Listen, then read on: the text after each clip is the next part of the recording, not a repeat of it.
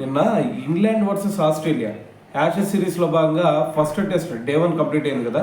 So నిన్న final scenario కనుక ఒక్కసారి చూస్తే మరి ఆస్ట్రేలియా 123 రన్స్ చేసి 9 వికెట్స్ కోల్పోవడం జరిగింది కదా. సో మళ్ళీ ఈరోజు వాళ్ళు బ్యాటింగ్కి వచ్చారు. మరి బ్యాటింగ్కి వచ్చిన తర్వాత నాథన్ లయన్ని బ్రైడన్ కార్స్ అవుట్ చేశాడు అనమాట 4 రన్స్ చేసిన తర్వాత. సో దీంతో ఓవరాల్గా వాళ్ళు స్కోర్ కొట్టింది ఎంత భయ అంటే కేవలం 132 రన్స్కే ఆల్అవుట్ అయ్యారనమాట. అంటే ఈరోజు చూస్తే కేవలం 9 రన్స్ మాత్రమే చేసి ఆల్అవుట్ అయిపోయారు. సో మరి ఈరోజు బ్యాటింగ్కి వచ్చినటువంటి ఇటువైపు ఇంగ్లాండ్ చూసుకుంటే ఫస్ట్లోనే వాళ్ళకి ఒక బిగ్ షాక్ తగిలిందని చెప్పాలి. ఎందుకంటే నిన్న ఎలాగైతే మిచెల్ స్టార్క్ ఇది ఫస్ట్ ఓవర్ 5th బాల్లో ఎలాగైతే వికెట్ తీశాడో ఈరోజు కూడా సేమ్ అదేవిధంగా మరి జాక్ క్రాలీ వికెట్ తీశాడు. అది కూడా 5th బాల్లోనే ఫస్ట్ ఓవర్లోనే. సో దీంతో వాళ్ళకి ఒక మంచి స్టార్ట్ వచ్చిందనమాట. సో దాని తర్వాత చూసుకుంటే ఆలీ పోప్కి దాంతోపాటు మరి ఇటువైపు బెన్ డెకెట్కి వీళ్ళిద్దరి మధ్య ఒక మంచి పార్ట్నర్షిప్ బిల్డ్ అవుతూ ఉంది ఇప్పుడు.